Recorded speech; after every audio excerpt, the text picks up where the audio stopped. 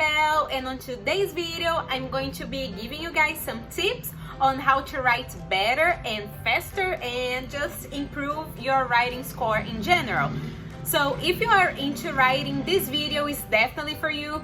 If you're not into writing, this video is also for you because you're going to learn how to write in an easier way and to improve your scores without trying too hard. Actually, without trying hard at all. You're just going to follow these steps, and especially the last step, please make sure you stay until the end because my last tip is definitely going to change everything for you when it comes to writing. So yeah, before we do that, please make sure to subscribe to my channel. I put a new video every single Friday. Give this video a thumbs up and also turn on your post notifications so you don't miss any of my videos. And without further ado, let's go right into the video. My first tip is just a quick reminder of my last video because on my last video, if you haven't checked it out, please make sure to do that. But on my last video, I talked about how you should ditch the draft when you are writing, and it's still something I believe in. So if you have tried it, please leave in the comments below if it has worked. If it hasn't worked, please leave in the comments too, because it's something that I do and it's something that I definitely advise my students to do.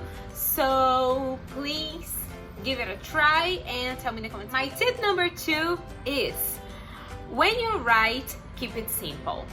Stop trying to go crazy and to try everything. It's good. It's obviously good to try new things. You should try new things, but before the exam. If you are writing on an exam, keep it simple, and if you finish and you have extra time, go through your text and then you can change and replace maybe some words with better words if you remember that, because sometimes when you try to write in such a complicated way, you waste a lot of time thinking about the best words that you should put there or the best expressions. So keep it simple. If you have extra time in the end, go back to your text, revise it, and then you replace the words or the expressions that you would like to replace. Also, on that note, keeping it simple, it will definitely help you answer the question, because the most important thing when writing a text is answering the question, because they are asking you something you need to answer in the text. So when you keep it simple, you focus on answering the question, organizing your answer properly, and that's what you should keep in mind. If you have extra time, if you make sure that you answer the question, that you gave proper examples, enough material to support your answer, then you should go back and revise it. So because I mean time is crucial when writing, so keep that in mind. On that note, let's go to tip number 3. Tip number 3 is try to memorize expressions before writing.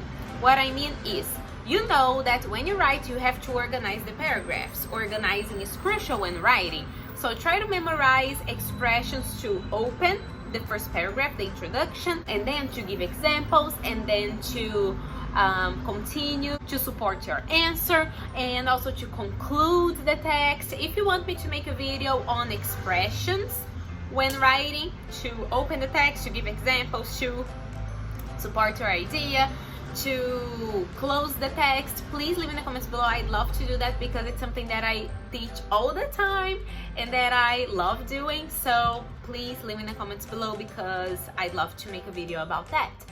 So memorize these expressions, because when you do that and you pick up the paper and you have to start writing, you will already know what you have to write. So this is something that helps a lot because it's kind of, you're halfway through it before even starting because you have it in your brain. So definitely try it out. And these expressions, they are not like huge for you to memorize, just basic expressions like to sum up, or when it comes to or like nevertheless, however, for instance, just basic expressions, because you know that you have good expressions when it's time to write. Tip number 4 is go straight to the point.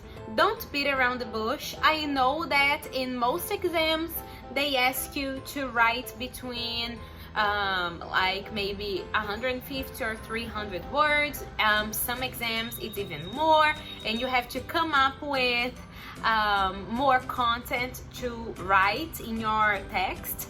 But something that I want to tell you is they notice, the examiner will know that you are just beating around the bush, that you're not going straight to the point, that you are just basically not really providing what they asked.